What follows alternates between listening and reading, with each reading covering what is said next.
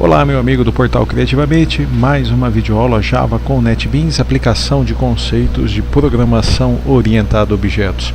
Nas últimas videoaulas, nós criamos alguns projetos Java utilizando a ideia NetBeans. Apenas para recordar aqui, eu vou dar um clique em abrir projeto, então lá na pasta NetBeans Projects, que é onde eu salvei todos os projetos que estou desenvolvendo, nós criamos esses quatro projetos, onde apresentamos o conceito de classes com seus atributos e encapsulamento com a criação dos métodos get e set, sendo que os atributos obrigatoriamente devem ser privados.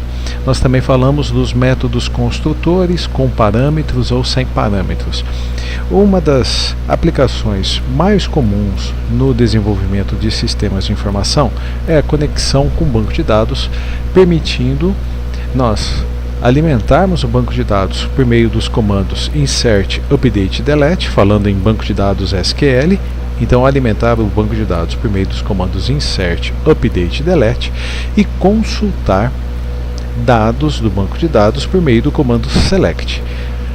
Nesta videoaula, nós vamos então fazer uma introdução a recursos para que no transcorrer das próximas lições a gente chegue inclusive a conectar com o banco de dados e executar esses comandos insert, update, delete e também o comando select para consultar. Então, para tal, eu vou iniciar um novo projeto da categoria Java, uma aplicação Java que salvarei com o nome Criando Classes 05. Essa aplicação vai ser salva, como todas as outras, na pasta NetBeans Projects, que está em documentos, na minha unidade C. Finalizar. O NetBeans está criando o meu projeto Java. E aqui está, projeto criado. Eu vou expandir, então dentro da pasta pacotes de código fonte, nós temos o pacote Criando Classe 05 e dentro dele o arquivo Criando Classe 05.java. Esse é a nossa classe principal, que também tem o método principal, o public static void main. Buscando deixar o nosso código o mais limpo possível, eu vou apagar esses comentários, como fizemos também nas outras videoaulas, e vou deixar o projeto quietinho aqui por enquanto. No meu caso aqui, neste computador que estou utilizando, eu instalei por meio do XAMPP, eu instalei MySQL e o Apache. Nós não vamos precisar do Apache aqui, porque utilizamos Apache quando estamos programando PHP. Vou startar os serviços MySQL, porque eu vou criar um banquinho de dados, já vou deixar. Eu poderia utilizar o console do MySQL, mas eu vou utilizar o SQLog, que funciona, é um aplicativo que funciona como se fosse uma película por cima do MySQL, mas nós não podemos deixar de pensar que, na verdade, apesar de estar usando aqui SQLog, é o MySQL que está sendo utilizado. Se nós não startarmos o MySQL lá no painel lá no painel de controle do XAMPP, o SQLog também não funciona, porque ele funciona sobre o MySQL. Muito bem, então para tal eu vou criar um banco de dados, database, create database, e eu vou dar o mesmo nome do projeto Java que estamos fazendo. Então, Criando Classes 05, esse é o nome do nosso projeto. Eu atualizo aqui o nosso servidor. Criando Classe 05 já está. Ele não tem ainda nenhuma tabela e nem views, stored procedures, nada disso. Nós vamos fazer um projeto bem simples. Nós vamos criar uma tabela chamada pessoa.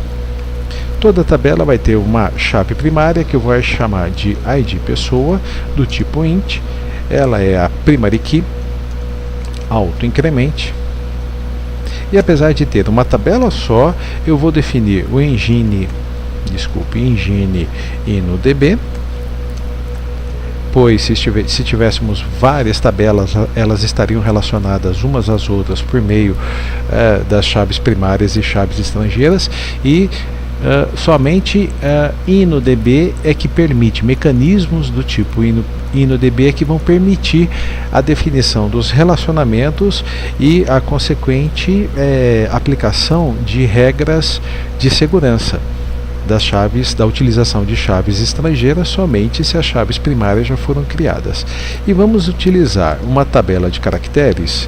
Então, default char7, nós vamos utilizar Latin 1. Muito bem, criamos a tabela pessoa com a sua chave primária ID pessoa, então uma query executada com sucesso, e em seguida eu vou adicionar, então eu vou alterar a tabela pessoa, adicionando o campo nome, que vai ser um campo do tipo varchar com 50 posições. Então, dessa forma, uma query executada com sucesso. Dessa forma, se nós dermos aqui o comando showTables, nós temos no nosso banco de dados as tabelas em criando classe 05. Nós temos a tabela pessoa, que é isso que eu estou fazendo via comandos, é a mesma coisa de utilizarmos aqui a parte visual do SQLog para poder vermos pessoa, né? Então, criando classe 05, tables, só tem uma table, pessoa. E se nós quiséssemos ver via comando qual que é a estrutura da tabela pessoa, então describe pessoa, executa o comando e ele vai nos informar que a tabela pessoa é formada por ID pessoa do tipo int e nome do tipo varchar de 50, mas se nós viermos aqui nas colunas, nós temos ID pessoa do tipo int e nome varchar de 50. Então nós poderíamos ter criado o banco, né, por meio do comando create database ou atalho Ctrl D. Nós poderíamos no banco ter criado a tabela, depois nós poderíamos ter inserido os campos, tudo isso via os recursos visuais do SQLog, mas eu fiz aqui com os comandos para a gente relembrar, porque é muito importante saber os comandos digitados, manuscritos. Bom, já temos aqui a nossa tabela, o nosso banco de dados e a nossa tabela, e o que é importante desta videoaula é o seguinte: nós temos uma tabela chamada pessoa que tem dois campos, ID pessoa e nome. Ora, o que vai acontecer?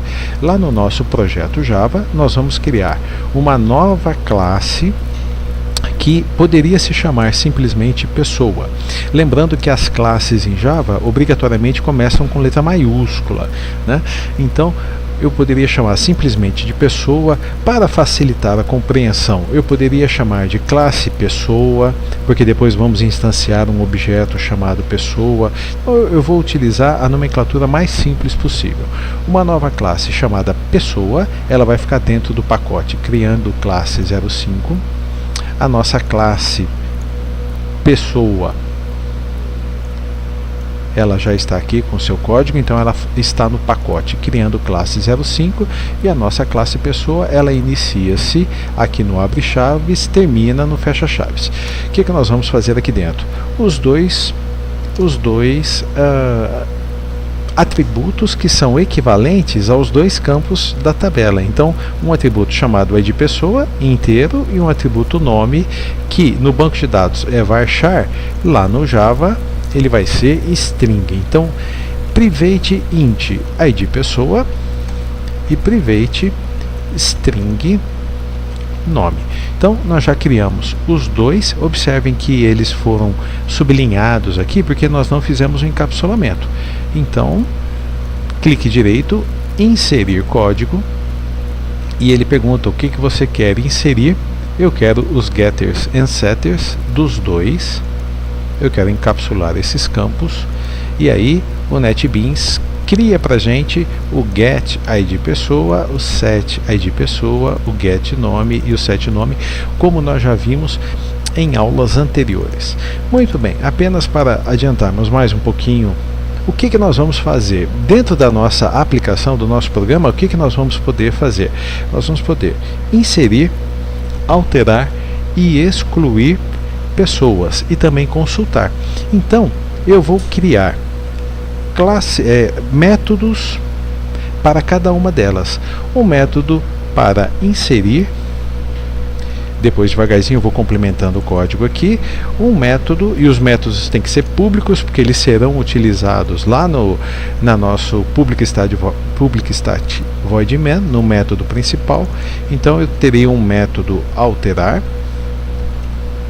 eu terei um método excluir e terei um método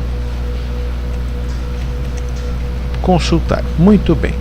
Todos os métodos, eles são, depois do nome, abre e fecha parênteses, para que nós possamos colocar argumentos, caso existam, e depois abre e fecha chaves, que aqui nós vamos inserir então o corpo, os códigos para inserir uma pessoa, alterar uma pessoa, excluir e consultar um registro na tabela pessoa.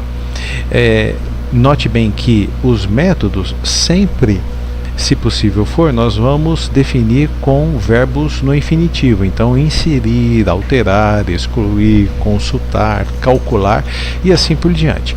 Cada um desses métodos, eles são semelhantes, são equivalentes a funções ou procedimentos lá na programação estruturada. Portanto, eles devem retornar. Quando um método é equivalente a um procedimento, não retorna nada, nós dizemos que ele retorna void, que ele não retorna nada. Mas ele poderia retornar um string, ele poderia retornar um int, poderia retornar um float, dependendo do que vai ser processado e do que vai ser retornado. Então, void não tem retorno, ou um tipo primitivo qualquer. Então, todos esses métodos, eles vão retornar void, ou seja, alguma coisa vai ser executada e não necessariamente, ou melhor, e não será retornado, devolvido nenhum valor como resultado do processamento. Muito bem, então nesta videoaula, onde nós focamos na criação do nosso projeto, que se chama Criando Classe 05, depois nós criamos o nosso banco de dados Criando Classe 05 com uma tabela chamada pessoa, dois campos, ID pessoa e nome. Lá no nosso projeto NetBeans, Java com NetBeans, nós criamos uma classe pessoa, né? Clique direito, novo, uma nova classe, demos o nome de pessoa e aqui nós inserimos os dois atributos, o encapsulamento para esses dois atributos, os gets e sets. Então get é de pessoa, set é de pessoa, get nome, set nome, e os métodos que nós vamos programar para poder inserir, alterar, excluir e consultar pessoa. Muito bem, damos uma paradinha por aqui para a nossa videoaula não ficar muito extensa e voltamos em breve para dar sequência nos nossos estudos. Até já!